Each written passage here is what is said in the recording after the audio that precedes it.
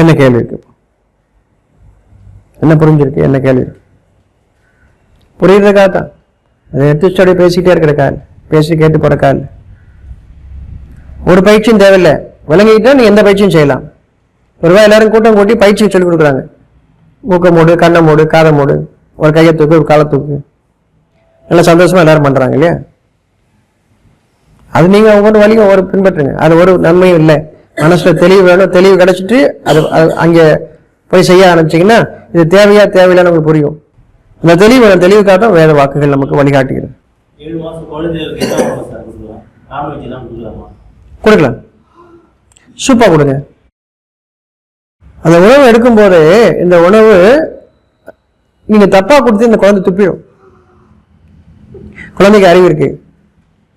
சரியான கொடுத்தீங்கன்னா சுவைக்கும், முழுங்க முடியாத வாயில வச்சுக்கிட்டே இருக்கும். தப்பாயிரும், ஏதோ ஆயிரும் பயப்படுறீங்க இல்லையா? நம்ம அறிவை கொண்டு இங்க பயப்படுறோம். இப்ப இவ்வளவு யோசிக்கிறீங்களே, காட்டுவாசின்னு சொல்றீங்களே, அப்படியே கறியை பிச்சு ஒரு கிழங்க பிச்சு அவனை சமைச்சு நசுக்கிற கூட பொருள் இருக்காது. அவன் எப்படி குழந்தை கொடுத்துருப்பான்?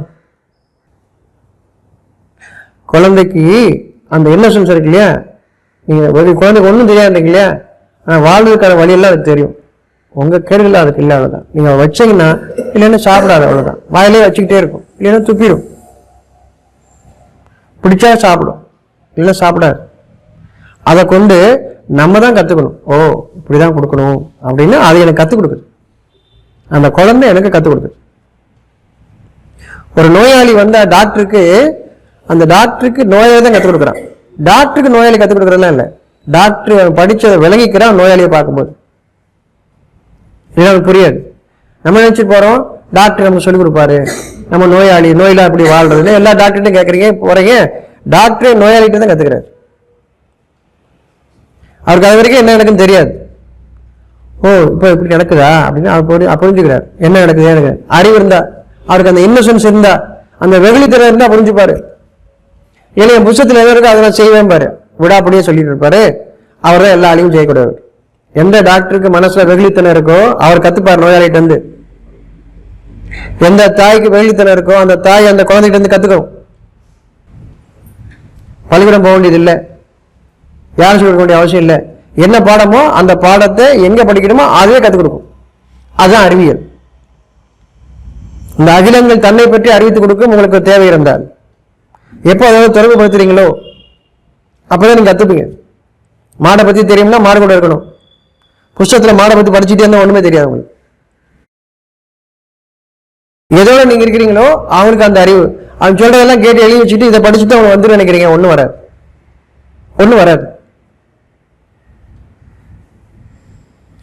குழந்தையில நமக்கு என்ன உணவு கொடுக்கணும்னு ஒருவேளை தெரியல, உங்ககிட்ட அதுதான் இருக்கு. இப்ப நான் சொல்லிடுவேன், உதாரணத்துக்காக எனக்கு ஒரு பிராண்டு, இந்த பிராண்டை வித்து கொடுங்கன்னு சொல்லிடுவேன், நான் சொல்லிடுவேன். சரியா? இது ரொம்ப ஈஸியா தான் இருக்கும். நீங்களும் கேட்டு சொன்னாங்க அதையே நம்ம கொடுத்துருவோன்னு. அப்படின்னு நீங்க ஒரு தப்பு பண்ணா கூட அந்த குழந்தைங்க ஒன்று சொல்லிக் கொடுக்கும், இது வேண்டான்னு சொல்லி. அப்ப உங்களுக்கு என்ன இருக்கோ, உங்க வீடுகள்ல என்ன சமைக்கிறீங்களோ, முதல்ல குழந்தை பால் தானே குடிக்குது. அந்த பால் எப்படி இருக்குன்னு பாக்குறீங்க, அந்த தாய்க்கு தெரியும். சரியா? கணவனா இருக்கக்கூடியவங்களுக்கு தெரிஞ்சுக்கோங்க. முதல்ல பெண்கள் பக்கத்துல ஆண்களை விடுறதே இல்லை, பிரசவத்துக்கும் விடுறதில்லை, வேற எதுக்கும் விடுறதில்லை. தெரிஞ்சுக்காம பல காலம் வாழ்ந்தோம். அப்புறம் ஒரு காலத்துல வந்து புத்தகத்தை சொல்லிக் கொடுத்தா அந்த வகுப்பு எடுக்க மாட்டாங்க, வாத்தியார் எடுக்க மாட்டாங்க. இந்த பாடம்லாம் ஒமிட்டு, இந்த பாடம் எடுக்க மாட்டாங்க, கேன்சல், கேள்வியும் வராதுன்ட்டாங்க. அப்புறம் கேள்வி வர ஆரம்பிச்சு சொல்லி கொடுக்கல. வாத்தியாருக்கு வெக்கம், படிக்கிறவனுக்கு வெக்கம், சொல்லிக் கொடுக்கல. சரியா? இப்போ சொல்லிக் கொடுக்குறாங்க திருத்தரமா, அது மாதிரி இல்ல தப்பா புரிஞ்சுக்கிறாங்க. நீங்களும் உங்க மனைவியும், அந்த மனைவி என்ன உணர்றாங்களோ சொல்றதை நீங்க கேளுங்க. நீங்க என்ன விளங்குறீங்க, குழந்தைய தூக்கும் போதே உங்களுக்கு அறிவு வரும். குழந்தை என்ன செய்யற உங்களுக்கு புரியும். குழந்தைய கவனிங்க. ஆபீஸ் போன வச்சுக்கிட்டே குழந்தைய பார்த்துட்டு இருக்காங்க, ஃபைலை பார்த்துட்டே குழந்தைய வச்சிருக்காங்க. சும்மா குழந்தைய கொடுத்துட்டு போயிருக்கா அப்படி கையில பிடிச்சிக்கிட்டு குழந்தை என்ன செய்ய கூட கவனிக்காம புத்தகத்தையோ உங்க ஆபீஸ் வேலையோ உங்க தொழிலையோ பார்த்துட்டு இல்லாம குழந்தை கையில் கேட்கும்போது குழந்தைய பாருங்க. அந்த குழந்தை உங்களுக்கு தன்னை எப்படி பயன்படுத்தணும்னு கற்றுக் கொடுக்கும், தன்னை எப்படி பிடிக்கணுங்கிற பிடிக்கணும், அதோட என்ன பேசணும், என்ன செய்யணும் போது அதை கற்றுக் கொடுக்கும். நீங்க என்ன செய்யணுங்கிறது கற்றுக் கொடுக்கும், அந்த குழந்தை கற்றுக் கொடுக்கும். அப்போ நீரா குடிச்சிட்டு வருது, அப்போ கொஞ்சம் நீரா கொடுக்குறீங்க. அப்புறம் தினப்பொருளை லேசா நசுக்கி கொடுக்குறீங்க, தினப்பொருளை கொடுக்குறீங்க, லேசா வாயில வச்சு பாருங்க. எந்த ஒன்றையும் நமக்கு அறிவில்லாத போது என்ன செய்யறோம், செஞ்சு பார்க்குறோம் சரியா இருக்கான்னு. லேசா கொஞ்சமா கொடுத்து பாருங்க. ஒரு பயம் இருக்கு இல்லையா, அந்த பயம் தான் நம்மளை வழிகாட்டுது. நான் தப்பு செஞ்சிருவேனோங்கிற ஒரு பயம் இருக்கு இல்லையா, அதான் உங்களுக்கு வழிகாட்டுதுன்னு அர்த்தம். இப்ப தெளிவா தெரியுது. இப்ப அதை செய்யறீங்க. ஒரு குழந்தைய இன்னொரு குழந்தைய விட்டு பாருங்க என்ன செய்யுதுன்னு பாருங்க. நீங்க பயப்படுவீங்க ஏதாவது கொடுத்துட போதுன்னு. சரியா செய்யும் பிள்ளைங்க, சரியா செய்யும். 2 சின்ன குழந்தைங்க நம்ம சரியா செய்யும். நம்ம குழந்தைய எங்க பாக்குறோம், குழந்தைய நம்ம பாக்குறதே இல்லை இல்லையா. ஆயாட்ட விட்டுறோம், ஆயம்மாட்ட விட்டுறோம் இல்லையா. யாராவது பாத்துறாங்க இல்லைன்னா எங்க அம்மா வந்து பாத்துப்பா என் பிள்ளைய, நான் பார்க்க மாட்டேன். அவரும் எனக்கு அந்த அறிவு வரும். வீட்லயே இல்லை, நம்ம வேலைக்காக வெளியே போயிடுறோம். நாட்டுக்கே உழைக்கிறது மாதிரி குடும்பத்தில் என்ன செய்யணும்னு தெரியல, நாட்டில் போய் என்ன செய்ய போறோம். தன் மக்களே அறியாதவர்கள் எப்படி நாட்டு மக்களை பத்தி என்ன தெரிய போறோம் அவங்களுக்கு. குழந்தைகளோட இருக்கும்போது குழந்தை நம்ம கற்றுக் கொடுக்குது, நான் என்ன செய்யறது எனக்கு கற்றுக் கொடுக்குது, மனிதனாக வாழ்றது கற்றுக் கொடுக்குது எனக்கு. இந்த அறிவு கொண்டுதான் பூமியில நம்ம போறோம். அப்போ அந்த குழந்தைக்கு நீங்க கொடுக்கும்போது வேண்டியதை அதை எடுத்துக்கும், இல்லைன்னா துப்பிடும். அதை தாண்டி ஒரு வச்சிருக்கு, துப்பலைன்னா வாயில வச்சுக்கிட்டே இருக்கும், மேல வச்சிருக்கும். அதை வாயில வச்சுட்டே இருக்கும்போது என்ன நடக்கும்னா எச்சில் ஊறி அதை கரைச்சிக்கிட்டே இருக்கும், கொஞ்சம் கொஞ்சமா கரைச்சிக்கிட்டே இருக்கும். கொஞ்சம் கொஞ்சமா தான் உள்ள எடுக்கும், எடுக்காது. நம்ம பயமுறுத்தாம இருந்தா சரி, நீங்க பயமுறுத்தினாதான் கடக்கு நேரம் விழுங்கிடும். குழந்தை சாதனம் விட்டுட்டோம்னா அதுக்கு ஒரு கேடு வராது, ஒரு கேடு வராது. அப்ப லேசா நசி கொடுங்க எதா இருந்தாலும், கொஞ்சம் நீராகாரமா. அப்புறம் இல்லை அப்புறம் நசுக்கி சாப்பிடக்கூடிய உணவு அப்படி குடிச்சிட்டு வாங்க. மாமிச உணவு அப்படின்னா அதை சூப் வச்சு கொடுங்க, நல்லா கிண்டி கொடுங்க, நல்லா மசிச்சு உணவை மசிச்சு கொடுங்க குழந்தைகளுக்கு. அது எப்படி நம்ம அறிகிறோம், அந்த குழந்தை வாயில எப்படி எவ்வளவு நேரம் வச்சிருக்கு, எவ்வளவு நேரம் வச்சதுக்கு அப்புறம் அது முழுங்குது, அதெல்லாம் கவனிக்கும் போது. இதை நம்ம எதுக்காக சம்பாதிக்க போறோம், நம்ம நல்லபடியா வாழ்றதுக்கு, பிள்ளைகளுக்கு தேவையானதை வாங்கி கொடுத்து என்ன செய்யறது இருக்கா தானே. அதையே கவனிக்கலாம் வரைக்கும் சம்பாதிக்க போறோம். யாருக்காக? உங்க பிள்ளைல உங்களால பார்த்துக்க முடியல, யாரை போய் பார்க்க போறீங்க, என்ன நல்லது செஞ்சிருக்கீங்கன்னு பார்க்க போறீங்க. மனசுல கொண்டு வாங்க, அந்த தெளிவுக்கு வாங்க. நமக்காக நாடு மாறும். நாட்டுல வேற மாதிரி இருக்கு, இவ்வளவு பிரச்சனைகள் நீங்க மனசுல இருக்கிறது தெரியுது. ஆனா நீங்க உள்ளத்துக்குள்ள வாங்க, அது மாறும். உங்களுக்காகத்தான் எல்லாமே. உங்களை ஓட விட்டு பாக்குறாங்க, நீங்க ஓடலைன்னா அப்புறம் உங்களுக்கு தகுந்த மாதிரி வந்துடுவாங்க அவங்க. யாரும் நம்ம யாருக்கும் எந்த குறையும் யாரும் சொல்ல வேண்டாம். நான் என்னுடைய குறையை நான் நீக்கி கொண்டு வந்தா போதும், எல்லாரும் அது போன்ற சுற்றி உள்ள சமுதாயமும் அது போல மாறும், ஒவ்வொன்றும் மாறும். நம்முடைய சமுதாயம் ஒருவரை கொண்டு ஒவ்வொருத்தரும் தன்னை உணரக்கூடியவங்களாக அந்த வெகுளித்தனத்தோட, அந்த வெகுளித்தனம் தான் நம்ம கத்துக்கிறதுக்கான அடிப்படை தகுதி. ஒரு விஷயத்தை நல்ல விதமா நம்ம கத்துக்கணும்னா வெகுளித்தனம் வேணும். எனக்கு எல்லாம் தெரியும் யாராவது சொன்னா யாராவது சொல்லிவிடுவீங்களா? போய் உனக்கு எல்லாம் தெரியல, போய் பார்த்து போய் பண்ணிக்கன்னு சொல்லிடுவீங்களா இல்லையா? பிள்ளையும் அப்பா எனக்கு எல்லாம் தெரியும்பான்னு சொன்னா சரி நீங்க போய் பார்த்துக்க, எனக்கு தெரியலன்னு சொன்னா சரி வா நான் சொல்லித்தரேன் இல்லையா? அப்ப அந்த வெகுளித்தனம் தான் நமக்கு தகுதி ஒன்றை கற்றுக்கொள்வதற்கு. அதுல நான் என்ன செய்யணுங்கிறது எனக்கு அதுல நான் மறக்கும் போது எனக்கு தெளிவுபடுத்துவதுக்கு தான் வேதம். நான் எப்படி வாழ வேண்டும் என்பதை நான் மறக்கும் பொழுது வேதம் எனக்கு வழிகாட்டுகிறது. சாட்சியாக குழந்தைகளை உங்களுக்கு இருக்கிறது. குழந்தைகளை வெளியில விட்டுட்டு நீங்க ஒண்ணுமே கத்துக்க முடியாது. 2.5 வயசுல வெளியே அனுப்பிச்சுறீங்க, சாயந்தரம் 5 மணிக்கு வருது, அது தூக்கம் வந்துடும், அதுக்கு உங்களுக்கு தூக்கம் வந்துடும். அப்புறம் என்னத்தை புரிஞ்சுப்பீங்க? கேட்டா நான் தான் வளர்த்தேன் இல்லை. எந்த உணவுல சத்து இருக்குன்னு இல்லை, உணவு ஜீரணிச்சாதான் சத்து. நல்ல எண்ணத்தோட நீங்க இருந்து ஜீரணிச்சா உங்களுக்கு நன்மை வளரும். கெட்ட எண்ணத்தோட அதை ஜீரணிச்சுன்னா உங்களுக்குள்ள இருக்க கேடுகள் வளரும். ஒரு சளி இருந்துச்சுன்னா அந்த சளி என்னவாகவும் வேணாலும் மாறும், அது கேன்சர் வரைக்கும் கூட மாறும், எதுவாகவும் மாறும். அந்த சளி அது வளர்வதற்கான சக்தியாக நீங்க உண்ணக்கூடிய உணவு இப்ப மாறிக்கிட்டு இருக்குன்னு அர்த்தம். நல்ல முறையாக நல்ல எண்ணத்தோடு ஜீர்ணிச்சுன்னா இருக்கிற கேடுகளை நீக்குவதற்கு ஒரு அறிவாக அது மாறும், சத்தாக அது மாறும். கெட்டதை நீக்கிறதுக்கான அந்த ஆற்றல் நமக்கு வேணும் இல்லையா?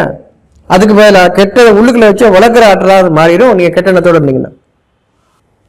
நமக்கு அந்த வெகுளித்தனம், அந்த நல்ல எண்ணத்தோடு வாழ்தல் இது வேணும் நம்முடைய கேடுகள் நீங்குவதற்காக. இருக்கு அப்படின்னா என்கிட்ட இருக்குன்னு ஏத்துக்குங்க, அவ்வளவுதானே. யாருக்கே சொல்லணும் என்கிட்ட கெட்டத்தில் இருக்கிறது நீங்கணும், அவ்வளவுதான். உள்ளையும் வெளியும் ஒன்னா இருக்கணும். அதாவது எனக்கு கிடைத்த அறிவை நல்ல விதத்துக்கு நான் பயன்படுத்தணும், கெட்டதுக்கு நான் பயன்படுத்தக்கூடாதுங்கிற அந்த உள்ளட்சம் நம்முடைய கேடுகளை நீக்கும். நல்லபடியாக உணவு ஜீரணமாகும், நல்லது உருவாக ஆரம்பிக்காங்க. புரியுதா? எல்லாமே கொடுங்க. நசுக்கி அந்த குழந்தைக்கு அளவும் கம்மியா, அந்த குழந்தையோட கையளவுக்கு நம்ம விரல் இருக்கு இல்லையா, விரல ரேகை இருக்குல்ல, இந்த முதல் 2 ரேகை அளவு தான் உணவு எடுக்கணும். இதுக்கு தான் அவங்க ஸ்பூன்ல சாப்பிட்றான், இன்னும் சில பேர் குச்சியை சாப்பிட்றான். இதுக்காக அளவு கம்மியா வாய்க்கு போகணும், நிறைய அள்ளி உருட்டி உள்ள தள்ளுறது இல்லை. சரியா? வெண்ணெய் அள்ளி தின்றான்னு கதை சொல்லி கொடுத்து எல்லாம் உள்ளங்கை பூரா சாதத்தை வச்சு அப்படி இல்லை. அது கொழுப்படுத்து போயிருக்கிறவங்க தான் பண்ணுவாங்க, ஒண்ணு விளங்காத்தன இருக்கும்போது. சரியா? இந்த 2 ரேகை இருக்கு இல்லையா, இந்த 2 ரேகை அளவு தான் நம்ம உணவு எடுக்கிறோம். அதுக்கு அளவு தான் ஸ்பூன்ல எடுக்கிறாங்க. ஸ்பூன்ல சாப்பிட்றவங்க அந்த அளவு தான் எடுக்கிறாங்க. குச்சி எடுக்கிறவனா அதுக்காகத்தான் அளவு கம்மியா வாய்க்கு வரணும், அளவு கம்மியா வாய்க்கு வரணும். அப்பதான் மெல்ல முடியும், உணவு மெல்லணும். அதுக்கு வாயில கொஞ்சம் இடம் வேணும், அதுக்காக உணவு கம்மியா எடுக்கிறோம். நிறைய எடுத்து வாயில வச்சு எங்க மெல்றது? மெல்ல முடியாது. அப்ப மெல்லணும். அப்போ அந்த குழந்தைக்கு உணவு ஊட்டும் போது குழந்தையோட கையளவுக்கு எடுக்கணும், உங்க கையளவுக்கு இருக்குல்ல, அது சாப்பிட்டுரும். குழந்தை ஆரோக்கியமா இருக்கணும், குண்டா இருக்கிறது இல்லை. குண்டா இருக்கிறது ஆரோக்கியம் அப்படி கிடையாது. குழந்தை ஆரோக்கியமா இருக்கணும். ஆரோக்கியத்துக்கு நம்ம எப்படி அடிப்படையா வழங்கிக்கலாம், உடம்புக்குள்ள இருக்க பார்க்க முடியாதுன்னு கேட்பீங்க. அறிவு வந்துச்சு இல்லையா நமக்கு, ஆனா கேட்போம். ஆரோக்கியம் நல்லபடியா சாப்பிடுதா, நல்லபடியா சாப்பிடுதா, தண்ணி குடித்தா நல்லா குடிக்குதா, நல்லபடியா தூங்குதா, 1க்கு 2க்கு நல்லபடியா போகுதா, அது எல்லாரும் பார்க்க முடியலையா? அது யாராக இருந்தாலும், பெற்றோர் எப்படிப்பட்டவர்களாக இருந்தாலும் அதை பார்க்க முடியும் இல்லையா? ஒரு மெஷினுக்குள்ள குழந்தை விட்டு பார்க்கணும், குழந்தைக்கு உள்ள மெஷினை விட்டு பார்க்கணும், அதெல்லாம் தேவையில்லை. நல்லது உள்ள போகணும், கெட்டது வெளியே வரணும், உடம்பு விட்டு வெளியே வரணும். அது நல்லபடியா நடக்குதா, ஆரோக்கியமா இருக்கு, குழந்தை ஆரோக்கியமா இருக்கு. உங்களுக்கு என்ன வசதி இருக்கோ அதை தான் கொடுக்க முடியும். இதுதான் நல்ல பொருள் நீங்க ஒன்று சொல்லுவீங்க, வியாபாரம் பண்ணுவீங்க, எனக்கு வாங்கவே முடியாது. 80 பேர் பட்னியா தான் வாங்க முடியும் ஒரு குழந்தை வாழ்றதுக்காக. அதுதான் நீங்க நல்ல பொருள் சொல்லுவீங்க. அப்படி இல்லை. இயற்கையில எது உருவாயிருக்கோ, இறைவன் எதை படைத்து இருக்கிறானோ நல்லதுதான். உங்களை சுற்றி தான் இருக்காது, உங்ககிட்ட அது தாராளமா இருக்கு. எல்லாருக்கும் அது இருக்கு. புரியுதா? அப்போ கொஞ்சம் அதிகமாக அது நீங்க கொடுத்துட்டீங்கன்னா அது வாயில வச்சிடும், எச்சில் ஊறி அதே மசிச்சு அது அப்புறம் தான் மெழுங்கும். அப்போ அது உழங்கிருச்சுன்னா நீங்களே செய்ய ஆரம்பிப்பீங்க. அப்போ கொடுக்கும்போது குழந்தைக்கு இது மெல்ல முடியாது, இதை முழுங்காது, பல் இல்லை, வாய் சிறுசா இருக்கு, நான் ஏன் கையால எடுக்க முடியாது, குழந்தை அளவு தான் எடுக்கணும், இப்போ கொஞ்சமாக தான் எடுத்து லேசா நாக்கில் கொஞ்சம் வச்சு விடணும் அப்படின்னு படிப்படியா நீங்க செய்ய ஆரம்பிங்க. குழந்தை வாயை திறந்து வாய்க்குள்ள சாதம் வைக்கும்போது நிறைச்சு வச்சிடாதீங்க, அவ்வளவுதான், அது போதும். பல்லு இல்லையா, வாயில வச்சுக்கிட்டே இருந்தா எச்சில் சுரந்து அந்த உணவை ஜீர்ணிச்சிடும். எந்த அளவுக்கு வாயில ஜீர்ணிக்கணுமோ அந்த அளவுக்கு ஜீர்ணிக்கும். பாக்கி வயிற்றுக்குள்ள போனதுக்கு அப்புறம் வயிற்றுலையும் ஜீரணம் நடக்கும். உணவுகளை கொண்டு இவர்கள் சொல்வதை கொண்டு போகாதீங்க. உங்களுக்கு என்ன வேணுமோ அதை உருவாக்கக்கூடிய தன்மை உங்களுடைய மூளைக்கு உண்டு. நீங்க கொடுக்கிறது என்ன உள்ள வந்தாலும் அதிலிருந்து தனக்கு வேண்டிய ஆற்றலை உருவாக்கி கொள்ள தன்மை உங்களுடைய உயிருக்கு உண்டு, உங்களுடைய உயிருக்கு உண்டு. அப்படி இல்லை அப்படின்னா நீங்க கடவுள், இயற்கை, படைப்பு எப்படி சொன்னாலும் சரி, அதுக்கு அறிவில்லைன்னு சொல்ற மாதிரி. அறிவில்லாம எவ்வளவு ஒழுங்கா நடக்குது இல்லையா? மிகச்சரியாக நிகழ்ந்து கொண்டு இருக்கிறது. நம்ம அதுல நம்ம அறிவை பயன்படுத்தி உள்ள ஒண்ணு வெளியே ஒண்ணாக, நீங்க நல்லதுன்னு மனசுல வெளியே சொல்லிட்டு உள்ள கெட்டதை வச்சுக்கிட்டு செய்யறது காரணமாக எல்லாம் மாறுது, கேடுகள் வருது, ஒவ்வொன்றாக மாறும். இந்த எண்ணத்தோடு மனிதன் வாழும் போது அவன் இருக்கக்கூடிய அந்த இடமும் அந்த சூழலும் அவர்களுக்காக அது மாறும். புரியுது? நல்லபடியா வரும்னு நம்பிக்கை. உங்க மனசுல எந்த அளவுக்கு நீங்க சுத்தமா இருக்கிறீங்க, கரடி மாதிரி இருக்கீங்க, சுத்தமா இருக்கிறீங்க, உங்க குழந்தைய பற்றிய கவலையும் பயம் இல்லாம இருக்கும். உங்க மனசுல எந்த அளவுக்கு கேடு, அந்த அளவுக்கு பயம் இருக்கும். உங்களை பற்றியும் உங்க குடும்பத்தாரை பற்றியும் பயம் இருக்கும். அக்ரம் பண்றதெல்லாம் பயப்படுறாங்க இல்லையா? என்னை பிடிச்சிட்டு போன பிள்ளைக்கு, என் பிள்ளைகளுக்கு என்ன ஆயிரும் அப்படின்னு இல்லையா? எனக்கு நான் ஒருத்தர் அக்ரம் பண்றேன், திருப்பி எனக்கு அக்ரம் பண்றேன், எனக்கு பண்ற போல என் பிள்ளைகளுக்கு எதை பண்ணிடுவான், என் குடும்பத்தாரை பண்ணிடுவான்னு பயம் இருக்கா இல்லையா அவனுக்கு? நீங்க கேடாக இருந்தால் அதுக்குரியதான் உங்க குடும்பத்திலே நீங்க நடக்கும், உங்களை சுற்றியும் நடக்கும். அப்ப வெளியே எதுவும் சுத்தம் பண்ண வேணாம், உள்ள சுத்தம் பண்ணும். அதை பண்ண முடியும் இல்லையா? உங்களை சுத்தம் பண்ண முடியாது, ஆனா என்னைய நான் சுத்தம் பண்ணிக்கலாம் இல்லையா, உள்ளேயும் வெளியும். அப்ப இதுக்காகத்தான் வேதத்தின் வாக்குகள் நமக்கு வழிகாட்டி. யார் ஒருவரையும் சரி பண்ணுவதற்காக, யார் ஒருவரையும் நேர்வழியில் கொண்டு வருவதற்காக அல்ல, ஒவ்வொருவரும் தன்னை நேர்வழியில் கொண்டு வருவதற்காக. நான் நேர்வழிக்கு வரணும்னா முதல்ல எனக்கு என்ன தெரியணும், நான் நேர்வழியில் இல்லைன்னு தெரியணும். அதானே? அப்படியே நான் ரொம்ப நல்லவன்னு சொன்னேன், அப்புறம் உனக்கு நல்ல வேதம், எனக்கு உனக்கு எதுக்கு வேதம், உனக்கு எதுக்கு வழிகாட்டுதல், உனக்கு எல்லாம் தெரியுமே. எனக்கு தெரியாது நீ உணர்ந்தா தானே வழிகாட்டும் உங்களுக்கு. நான் வேதம் படிக்கிறது உங்களுக்கு சொல்றதுக்காக அப்படியா? அப்படிலாம் கிடையாது, அப்படி கிடையாது. நம்ம வேதம் சொல்றவங்களை போற ரொம்ப நல்லவே நினைச்சிட்டு இருக்கோம் இல்லையா? இல்லை, அவங்களுக்கு அது புரியலன்னு அர்த்தம். நான் வேதம் படிக்கிறேன்னா நான் நிறைய இன்னும் திருந்த வேண்டியிருக்கு, இன்னும் உணர வேண்டியிருக்கு, இன்னும் வழிகாட்டப்பட வேண்டியிருக்கு அப்படின்னு உள்ளுக்குள்ள ஒவ்வொரு முறையும் ஒவ்வொரு தெளிவும் வரும்போதெல்லாம், அப்படி வரும்போதெல்லாம் நம்ம என்ன நினைக்கிறோம், நம்ம நல்லவங்க இல்லை, நல்லவங்களா வாழணும்னு விரும்புறோம். அந்த வெகுளித்தனம் திரும்ப வரணும். பிறக்கும் போது எந்த வெகுளித்தனம் இருந்ததோ அந்த வெகுளித்தனம் வேணும்.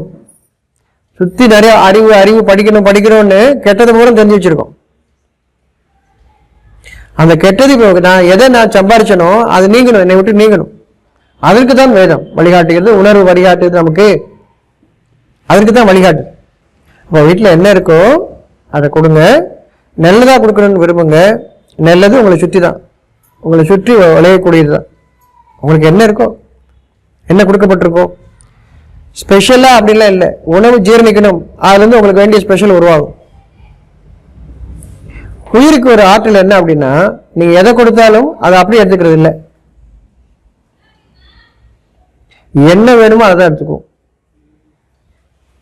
இல்லை என்ன வேணுமோ அதை உருவாக்கி கொள்ள முடியாது. உதாரணத்துக்கு உங்களுக்கு கால்சியம் வேணும் அப்படிதான் உங்களுக்கு நீ சொல்லி கொடுத்துருவாங்க இல்லையா? அதுக்காக கால்சியம் சாப்பிட அவசியம் இல்லை, நீங்க எது சாப்பிட்டாலும் கால்சியம் அதை மாத்திக்க தெரியும் உடம்புக்கு. நீங்க கால்சியத்துக்கு கால்சியம் கொடுக்கணும் பண்ணி அது வேற மாதிரி மாறும், அங்க விஷமா தான் மாறும், அது ஜீரணிக்க முடியாத ஒரு பொருளாக மாறிடும். உயிருக்கு அந்த தன்மை உண்டு, தனக்கு என்ன வேண்டும் என்பது அதற்கு தெரியும். தனக்கு கிடைத்ததை கொண்டு தனக்கு வேண்டியதை உருவாக்கி கொள்ள முடியும். இதுதான் உயிருடைய தன்மை. இது விளங்குச்சுன்னா நீங்க செய்யக்கூடிய எந்த வியாபாரமும் செய்ய முடியாது. நீங்க செய்யக்கூடிய வியாபாரம் எல்லாம் உங்களுடைய இறைவனோடு செய்யக்கூடிய வியாபாரம் மட்டும்தான். அதாவது நியாயத்தோடு கொடுக்கணுங்கிற எண்ணத்தோடு நீங்க செய்யறீங்க இல்லையா, அந்த வியாபாரம் மட்டும் தான் இருக்கும். நல்லதை செய்யக்கூடிய அந்த வியாபாரம் மட்டும் தான் இருக்கும். வெகுளித்தனத்தோடு நீங்க செய்யக்கூடிய, மனிதருக்கு கொடுக்கக்கூடிய அந்த வியாபாரம் தான் நடக்கும். நியாயத்தோடு நடக்கக்கூடிய அந்த வியாபாரம் நடக்கும். வேற எந்த அளவுகோல்லாம் கிடையாது.